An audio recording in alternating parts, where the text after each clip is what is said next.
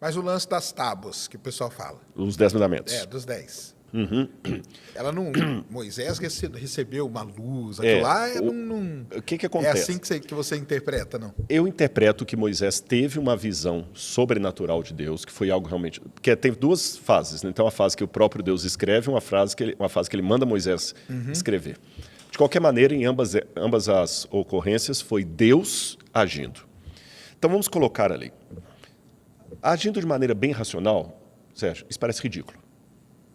Eu vou dar outros exemplos do que parece ridículo. Deus entregar 2 tábuas de pedra para Moisés, ou mandar Moisés lavrar 2 tábuas para escrever os mandamentos direto do Deus, parece ridículo. Falar que uma mulher chamada estava virgem e deu à luz a um menino sem nenhuma presença de espermatozoide dentro do útero dela, também é ridículo. Nenhum ginecologista vai falar que isso procede.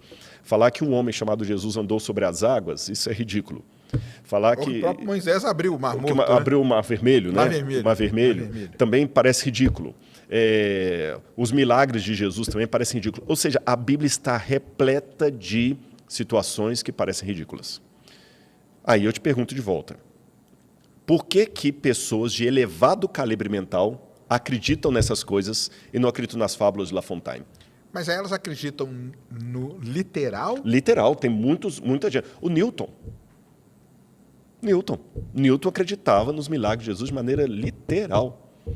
E outros mais que eu podia citar. Eu dei o Newton aqui para ficar bem com um baluarte da ciência. O Newton aí, né? tinha uns negócios com a Bíblia, bem forte. Era um camarada que descobriu a lei da gravidade. Galileu também. O Galileu O Galileu, ele brincava com o Papa da época. Exatamente. A briga dele é com o Papa, não com a Bíblia. Né?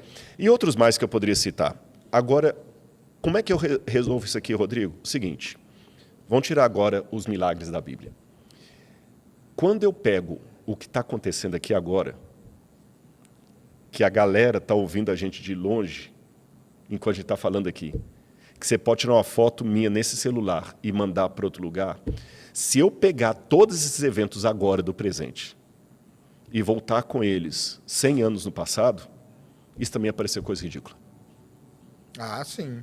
Entendi. Você entendeu? Todo mundo fala assim, isso é impossível. Se eu entrasse numa máquina do tempo, hipotética, voltasse lá e falasse, né? Gente, vai chegar um tempo em que vocês vão poder mandar uma imagem real sua para alguém que está do outro lado do planeta.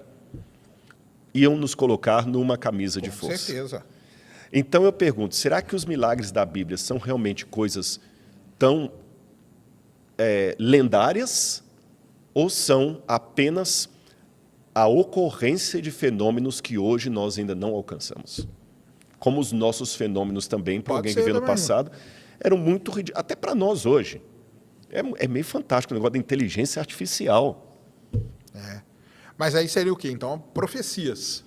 Não, profecias ou Deus o seguinte, partindo do pressuposto que Deus existe, porque para que os milagres da Bíblia aconteçam, eu só preciso de uma coisa, que exista um Deus todo-poderoso. Somente isso. Se Deus existe, os milagres são possíveis. Se Deus não existe, realmente eles não... Mas o pessoal, você chega a estudar algum tipo de milagre ou não faz parte do seu... Depende, porque veja bem... Porque tem o pessoal que tenta provar sim, você tem aquele que escreveu e a Bíblia tinha razão, né? Daqui a pouco eu não lembrar o nome dele. Algum milagre já foi provado cientificamente falando? Foi provado, a ocorrência do milagre foi. A ocorrência do milagre foi provada cientificamente, não o modo como ele operou. Por exemplo, tem muitos médicos que têm esse testemunho. A pessoa estava com câncer, em estado terminal, câncer de grau elevado, foi lá, fez uma oração num padre, num pastor e tudo mais, voltou no médico no dia seguinte, o câncer desapareceu. Mas aí não era nada que ela já estava tomando, tem como isolar isso? Não, tem muitos médicos que falam o seguinte, olha, do ponto de vista médico, eu conheço casos, inclusive, de médicos ateus, que falam assim, eu sou ateu, continuo ateu, mas falo, na ciência não temos explicação para o que aconteceu. Entendi. Você entendeu? Então, em que sentido que o milagre é provado? Aí vem aquela pergunta, né? Tudo bem que ela por que teria escolhido aquela pessoa? Vamos supor que Deus ele é todo poderoso, tal, não sei o que, e gosta de todo mundo. Por que em vez, não salvou todo mundo que estava naquele hospital, por exemplo? Vou piorar a sua pergunta. Se eu recebesse agora Vou piorar. Se você recebesse agora o dom da cura do câncer, eu tenho certeza, pelo coração que você tem, você ia cancelar. Rodrigo, desculpa. Galera, vamos parar a live por aqui. Eu tenho uma missão para fazer. Já pegaria o carro, correria para o Hospital do Câncer. Eu acho que você ia começar pela ala infantil. Isso. Ia curar todo mundo. Eu também. Por que Jesus curou só alguns? Será que Jesus gosta mais de uns que de outros? Eu vou explicar por quê. A Bíblia conta algo que em alemão eles chamam isso de Heilsgeschichte, a história da redenção. O mundo saiu fora dos planos do Criador.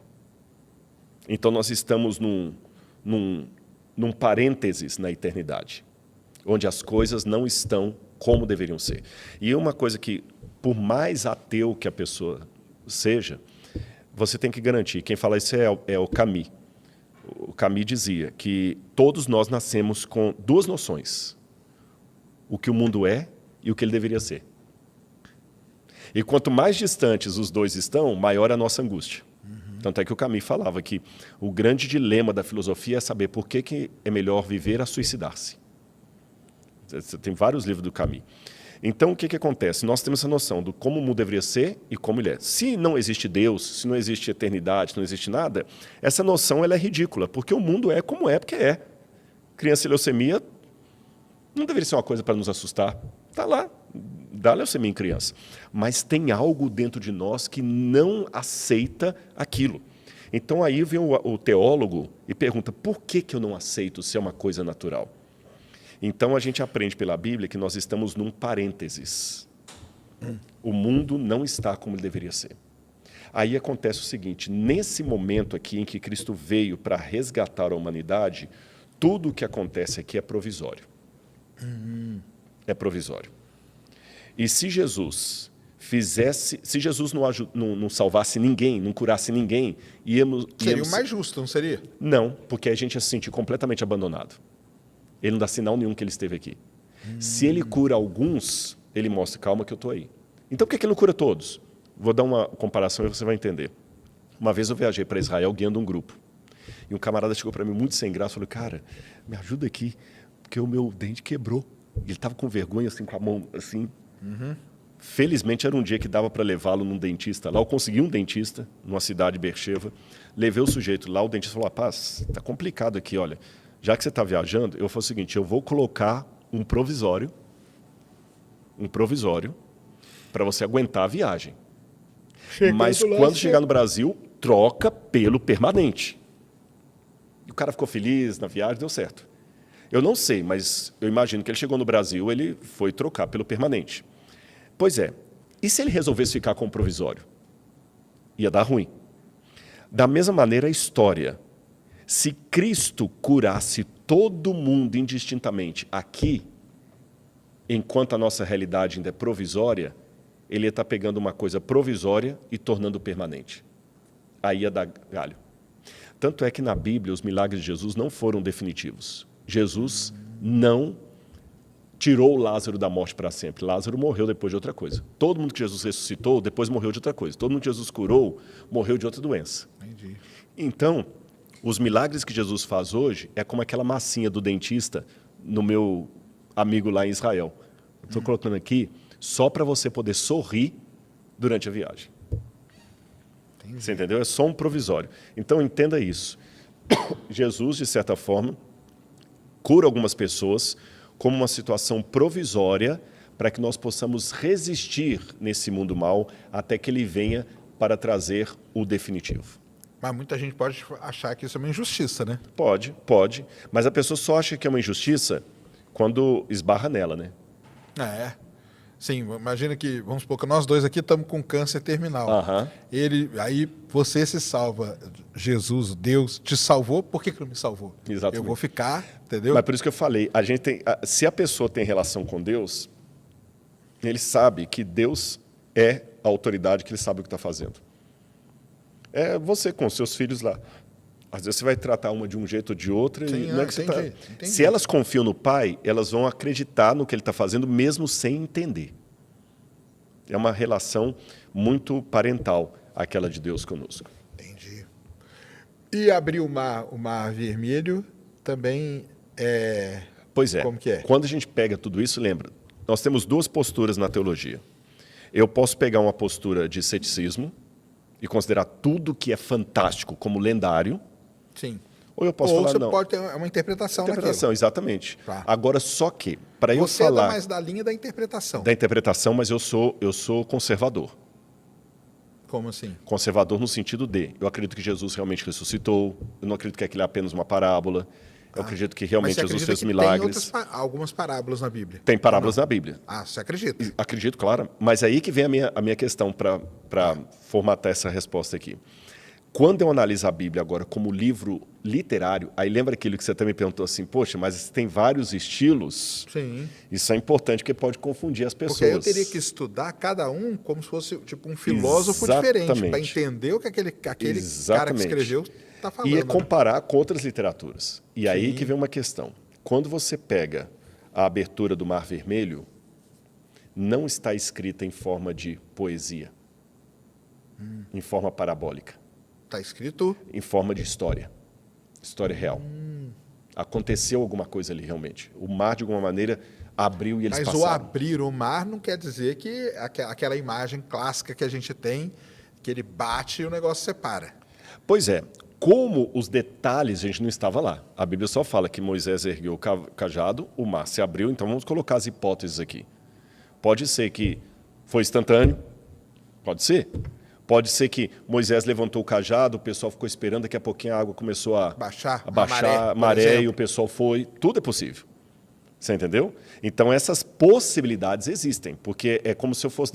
A Bíblia, às vezes, reduz em 3 versículos 20 anos de história. Isso que é o que é fogo, né? Você entendeu? Então, você tem que saber separar assim. Olha, o Sérgio... Foi o seguinte, o Sérgio veio para Campinas, aí ele estudou em Campinas e tirou o diploma dele aqui. Tá, mas eu contando isso assim, parece que você veio para Campinas na terça-feira, na quinta-feira você saiu com o diploma. Você ficou 5 anos aqui. Isso. Tá certo? Então esses detalhes tem. Agora o que a gente não pode fazer é ficar tentando encontrar um arranjo histórico para justificar aquilo ali. Não, na verdade, aquilo que tem uma época do ano mesmo que a maré fica baixa, o pessoal aproveitou isso, mas como é que explica então que o exército de Faraó depois morreu afogado? E detalhe, você sabe que agora que nós estamos fazendo esse bate-papo aqui, teve um achado arqueológico importantíssimo, que foi a tumba de Tutmose II. Você falou, explica aí o que é isso. O Tutmose II era o marido de Hatshepsut, não precisa dar nó na língua com esses nomes, não.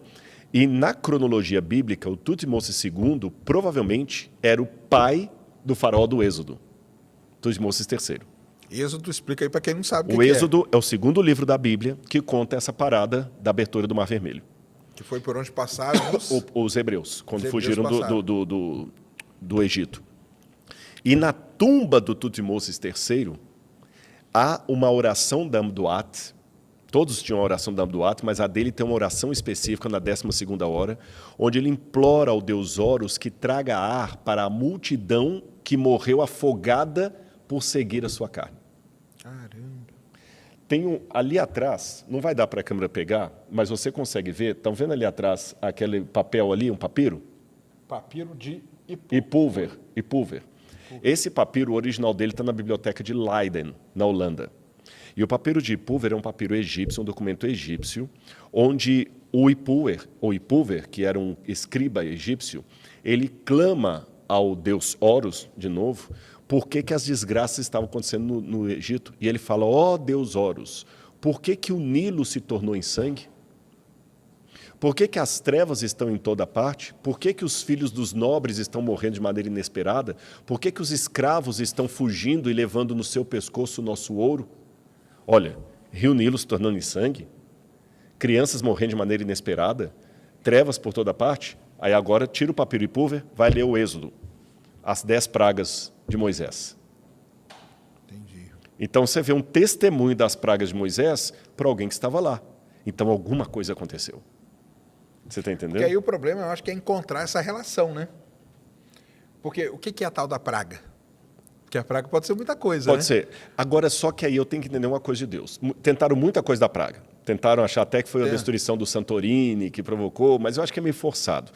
Aí o que acontece? Aí eu tenho que ter outra semelhança com a ciência. Assim como tem eventos naturais que o método científico não alcança, apenas descreve, concorda comigo? Falei certo? Há eventos naturais que o método científico não alcança, ele apenas descreve. Né? A própria Euclides lá, a própria geometria de Euclides. Como é que você prova aquilo laboratorialmente? Impossível. Você descreve e fica calado. Da mesma maneira, existem eventos bíblicos que a teologia apenas descreve, mas ela não alcança para explicar. Então, por isso que é perda de tempo, assim como é perda de tempo tentar usar um microscópio para analisar a geometria de Euclides, é perda de tempo usar o intelecto do teólogo para explicar como é que Jesus formou no ventre de Maria. Por isso que a gente não estuda milagre desse jeito. Não dá para eu reproduzir laboratorialmente o que aconteceu.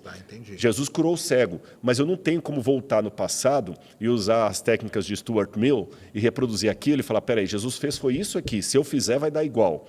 Não tem como, foge. E Deus, esse era um dos problemas que Bertrand Russell usava para negar o milagre, que é falar assim, se existe milagre, Deus está infringindo suas próprias leis.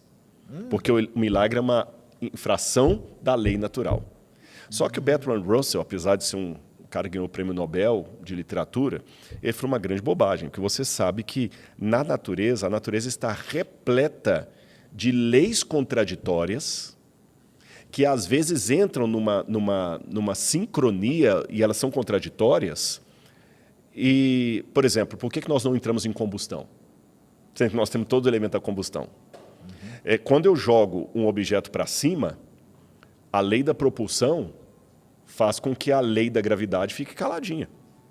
São leis contraditórias. Porque a lei da propulsão, se eu joguei, a lei da propulsão demanda que o objeto suba.